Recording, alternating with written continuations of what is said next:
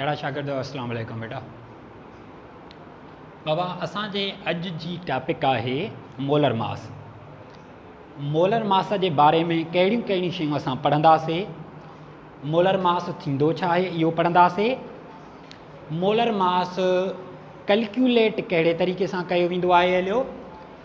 Number 3 point in में जेका पढ़ंदासीं त मोलर मास जेको आहे ऐं मालिक्यूलर मास जेका असांजी प्रीवियस टॉपिक हुई मालिक्यूलर ऐं फार्मूला मास, उन में ऐं मोलर मास में कहिड़ो फ़र्क़ु थींदो आहे हलियो। बेटा डेफिनेशन जे तरफ़ अचूं, मोलर मास यानी मास आहे, कंहिंजो मास आहे। हाणे केमिस्ट्रीअ में असां चवंदा आहियूं हलिया कंहिं बि सबस्टेंस जे हिक मोल जो जेको बि मास हूंदो आहे उनखे मोलर मास चयो वेंदो आहे। ॻाल्हि खे सम्झो बाबा, तव्हां वटि कोई बि सबस्टेंस आहे,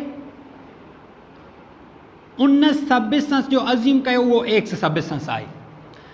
कंहिं बि सबस्टेंस जा तव्हां हिकु मोल पार्टिकल खणो,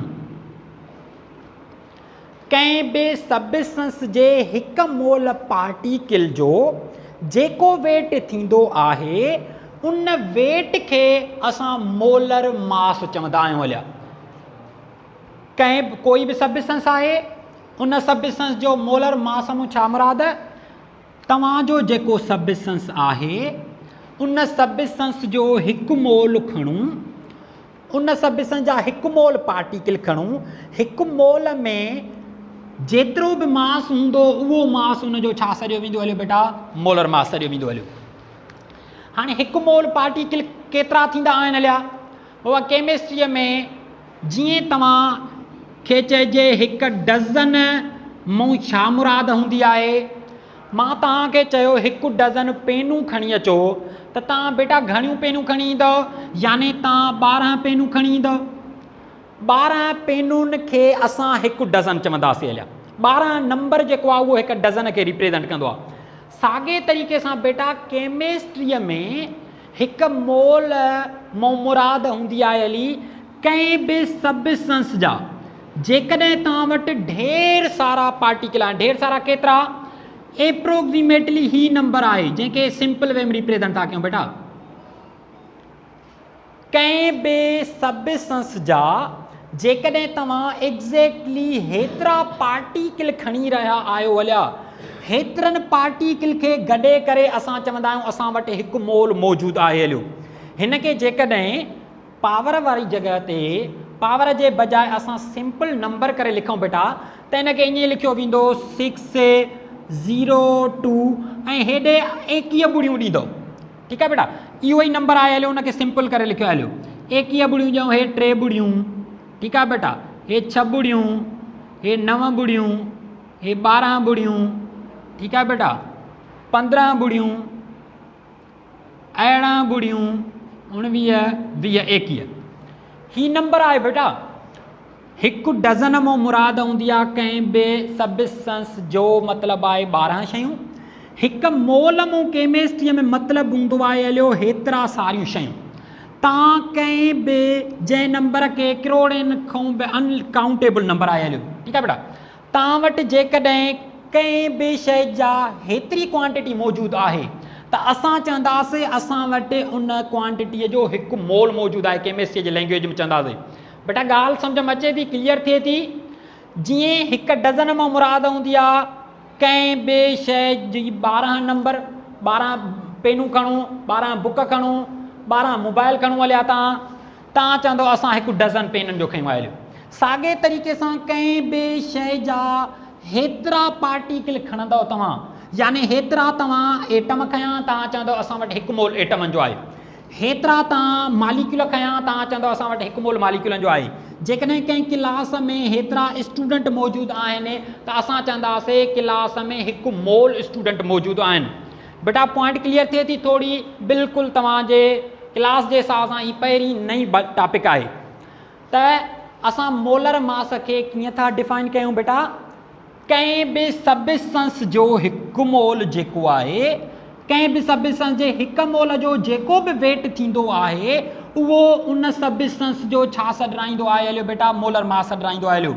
मूंखे पेन जो अज़्यूम थो कयां मोलर मास लहिणो आहे, त मोलर मास मां कीअं लहंदुमि, मां हेतिरियूं पेनूं गॾु कंदुमि। हेतिरियूं पेनूं जॾहिं मूं वटि गॾु थी वेंदियूं त मां चवंदुमि इन खे हिकु मोल पेनूं मूं वटि आहिनि। हेतिरियूं पेनूं खणी करे मां ताराजीअ में रखंदुमि। हेतिरनि पेनुनि जो वेट जेको थींदो उहो वेट जेको आहे हलियो उहो छा सॾाईंदो हलियो, त बाबा हेतिरियूं पेनूं यानी हिकु मोल पेनूं, यानी हिकु मोल पेनुनि जो वेट, ऐं हिकु मोल पेनुनि जो वेट यानी हिकु मोल जो वेट यानी उनखे छा सॾियो वेंदो हलियो बेटा, मोलर मास सॾियो वेंदो हलियो। त तव्हां वटि कहिड़ो बि सबस्टेंस आहे, छो त बेटा एटम या मालिक्यूल नंढड़ा हूंदा आहिनि, इनविजिबल हूंदा आहिनि हलिया। हिकु एटम जो त वेट असां ताराजीअ सां करे न सघंदासीं, पर जेकॾहिं असां इहे नंढा नंढा पार्टिकल रखंदा वञूं किरोड़नि अरबनि जे तइदाद में जेकॾहिं रखूं, ठीकु आहे बेटा, त उन्हनि जो कुझु त वेट थींदो। जेकॾहिं एग्ज़ैक्ट हेतिरा पार्टिकल मौजूदु आहिनि तव्हां वटि, एग्ज़ैक्ट हेतिरनि पार्टिकल जो जेको वेट हूंदो आहे, न हिन खां वधीक हुजनि न हिन खां घटि हुजनि। जेकॾहिं मिसाल जी ॻाल्हि, तव्हां वटि 13 पेनूं आहिनि, तव्हां डज़न पेनुनि जो न चवंदव, तव्हां चवंदव डज़न खां मथे आहिनि। जेकॾहिं तव्हां वटि 11 पेनूं आहिनि त तव्हां चवंदव डज़न खां घटि आहिनि। एग्ज़ैक्टली 12 पेनूं हूंदियूं त तव्हां चवंदव असां वटि डज़न पेनुनि जो आहे। साॻे तरीक़े सां एग्ज़ैक्टली कंहिं बि शइ जा हेतिरा पार्टिकल आहिनि, कंहिं बि शइ जो हेतिरो नंबर तव्हां वटि मौजूदु आहे त तव्हां चवंदव उन जो असां वटि छा मौजूदु आहे, हिकु मोल मौजूदु आहे। ऐं उन वेट खे जेको बि उन जो वेट थींदो उनखे छा सॾींदो हलिया बेटा, मोलर मास सॾींदो हलिया। पॉइंट क्लियर आहे? त हिकु सपोज इन खे रिलेट कयो हलिया तव्हां चांवर जे मिसाल सां, बाबा हिकु चांवर रखंदो उनजो त कोई वेट न थींदो, पर जेकॾहिं किरोड़ रखो, जेकॾहिं तव्हां अरब रखो त कुझु त वेट ईंदो। हिकु एटम जो त कोई वेट न थींदो आहे, पर जॾहिं हेतिरा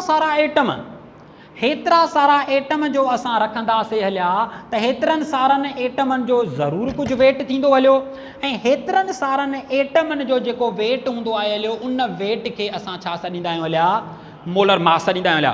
त तव्हां ॿिन्ही तरीक़नि सां डिफाइन करे सघो था। तव्हां ईअं बि चई सघो था कंहिं बि सबस्टेंस जे हिकु मोल जो जेको मास हूंदो आहे उनखे मोलर मास चयो वेंदो आहे, या तव्हां चओ कंहिं बि सबस्टेंस जे हेतिरनि पार्टिकल जो, जंहिंखे ईज़ी करे कीअं लिखंदा आहियूं हलिया, हिन फॉर्म में लिखंदा आहियूं हलिया, कंहिं बि सबस्टेंस जे हेतिरनि पार्टिकल जो मास जेको हूंदो आहे उन मास खे बि छा सॾियो वेंदो आहे हलियो, मोलर मास सॾियो वेंदो आहे हलियो। एसि ताईं बेटा पॉइंट क्लियर आहे? ओके, हाणे अचूं मालिक्यूलर मास ऐं मोलर मास में फ़र्क़ु ते। ठीकु आहे, कैलकुलेशन बाद में था अचूं। बाबा मोलर मास ऐं मालिक्यूलर या फार्मूला मास में कहिड़ो फ़र्क़ु हुयो? नंबर 1 डिफरेंस कहिड़ो, त ही छा आहे, जस्ट 1 मालिक्यूल जो मास आहे। छा मोलर मास हिकु मालिक्यूल जो मास आहे? घणनि मालिक्यूलनि जे मास खे मोलर मास चवंदव? जेकॾहिं तव्हां वटि हेतिरा मालिक्यूल हुजनि, हेतिरनि मालिक्यूलनि जो जेको मास हूंदो उहो मास मोलर मास सॾियो वेंदो हलियो। त कहिड़ो फ़र्क़ु आहे मालिक्यूलर मास ऐं मोलर मास में? बाबा मालिक्यूलर मास यानी अज़्यूम कयो हलिया बेटा ही तव्हांजो कोई बि सबस्टेंस आहे हलियो, अज़्यूम था कयूं हलिया हिन में पाणीअ जा मालिक्यूल आहिनि। ठीकु आहे बाबा, गिलास पाणीअ जो भरियल हूंदो त उन में अनलिमिटेड मालिक्यूल हूंदा पाणीअ जा। हाणे मालिक्यूलर मास मां मुराद जस्ट हिकिड़ो मालिक्यूल खणूं, हिकिड़े मालिक्यूल जो जेको मास हूंदो उहो मास मालिक्यूलर मास सॾियो वेंदो। मोलर मास मां मुराद छा, त उन जा ढेर सारा मालिक्यूल गॾाइणा पवंदा।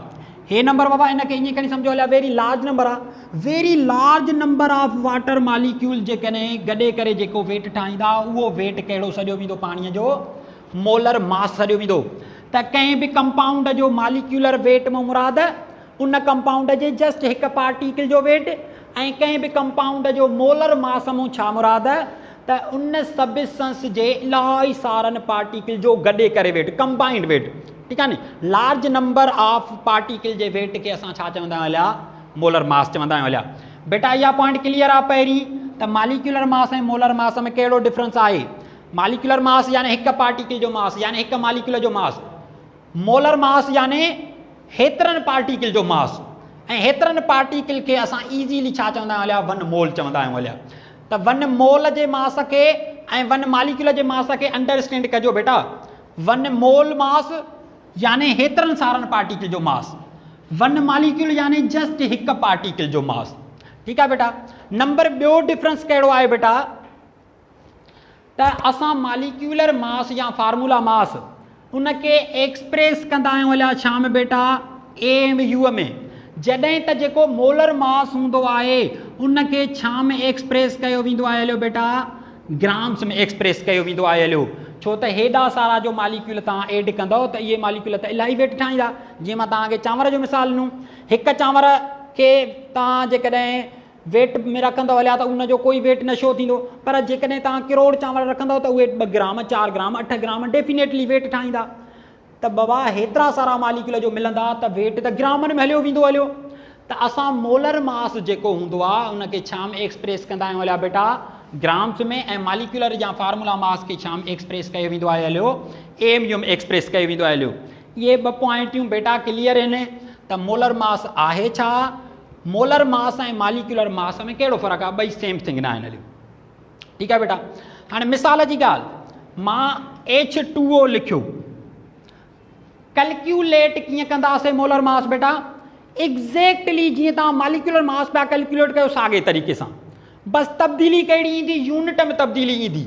जेकॾहिं तव्हां यूनिट AMU लिखियो त तव्हां चवंदव हिकु मालिक्यूल जो मास आहे, जेकॾहिं तव्हां यूनिट ग्राम लिखियो त तव्हां चवंदव इहो छा आहे, हिकु मोल जो मास आहे यानी मोलर मास आहे।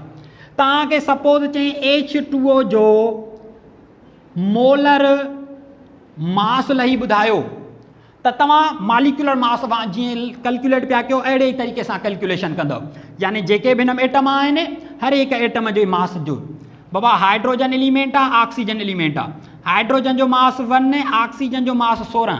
हाइड्रोजन जा एटम बेटा हिन में घणा आहिनि, 2, ऑक्सीजन जा एटम हिन में बेटा घणा आहिनि, 1। त 2 साॻा ई तव्हांजा 16 पाण में जोड़ कयो हलिया, 16 ऐं 2 घणा थींदा, 18। ही निकितो वेट असां हीअं पिया कैलकुलेट कयूं बेटा। त हाणे जेकॾहिं तव्हांखे चवे त H2O जो हिन कंपाउंड खे छा चवंदा आहियूं हलिया बेटा, वाटर चवंदा आहियूं हलिया, वाटर जो फार्मूला। तव्हांखे चवे वाटर जो मालिक्यूलर मास लही ॿुधायो तॾहिं बि साॻे तरीक़े सां कैलकुलेट कंदव। तव्हांखे चए वाटर जो मोलर मास लही ॿुधायो तॾहिं बि साॻे तरीक़े सां कैलकुलेट कंदव। डिस्टिंग्विश छा में हूंदी, यूनिट में। जेकॾहिं तव्हां अहिड़ा खां पोइ AMU लिखियो त इहो पाणीअ जो छा सॼो वेंदो हलियो, मालिक्यूलर मास। जेकॾहिं तव्हां इन जे जॻह ते अहिड़ा ग्राम लिखियो यानी यूनिट में छा चेंज कयव, सिर्फ़ु ग्राम लिखियो हलियो, त हे जेको वेट हूंदो इहो वाटर जो कहिड़ो वेट सॼो वेंदो हलियो, मोलर मास सॼो वेंदो हलियो। त बेटा मोलर मास खे कैलकुलेट करण जो कोई नओं तरीक़ो न आहे, एज़ इट तरीक़ो हूंदो आहे हलियो मालिक्यूलर ऐं फार्मूला मास वांगुरु। एटम जेके आहिनि उन्हनि जो मास जोड़ियो, सिर्फ़ु डिस्टिंग्विश छा हूंदो आहे, at the and unit J AMU लिखियल आहे त यानी मालिक्यूलर या फार्मूला मास जी ॻाल्हि हली रही आहे। जेकॾहिं तव्हांखे मोलर मास कैलकुलेट करण जे लाइ चयो वियो आहे त तव्हां उन जे पोयों छा लिखंदव हलिया बेटा, ग्राम लिखंदव हलिया। बेटा इहा पॉइंट क्लियर आहे, डेफिनेशन क्लियर थिए थी मोलर मास छा, कैलकुलेशन एज़ इट सिंपल, सिर्फ़ु एंड में यूनिट जो चेंज। मोलर मास ऐं मालिक्यूलर मास जेको आहे हलियो इन में कहिड़ो फ़र्क़ु आहे हलियो, इहा पॉइंट क्लियर आहे। बेटा इहे 2 पॉइंटूं 3 पॉइंटूं ॿुधायो क्लियर आहिनि त असां अॻिते प्रोसीड चऊं।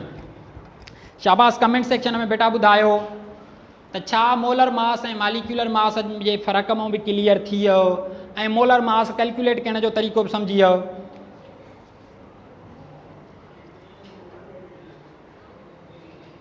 छो क्लियर न आहे?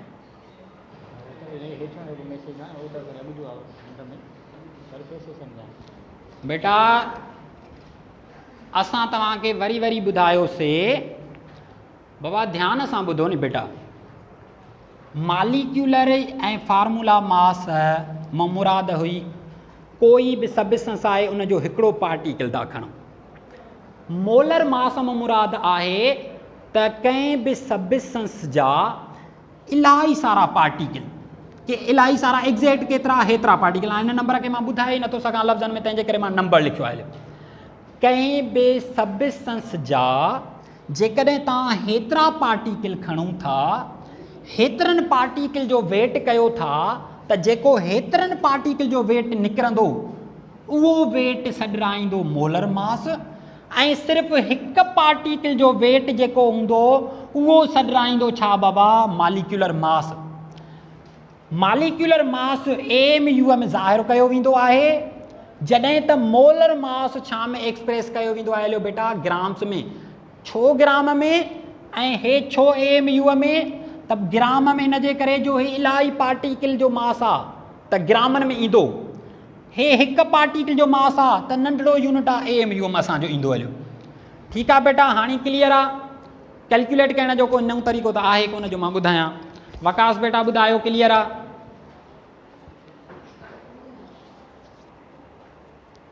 सर ई कमेंट सेक्शन ॿुधायो बेटा। आवाज़ ठीकु आहे, तव्हां ॾे छो नथी ठीकु अचे बाबा? कुझु स्टूडेंट आवाज़ जी कंप्लेन था कनि, हिते क्लियर आहे। असां जेका नई टॉपिक बेटा तव्हांजे लाइ पढ़ूं था उहा बिल्कुलु इन सां रिलेटेड ई आहे। जस्ट असां सिंपल करे हाली उनखे लिखूं था ऐं सुभाणे इनखे वधीक डिटेल में पढ़ंदासीं असां बेटा।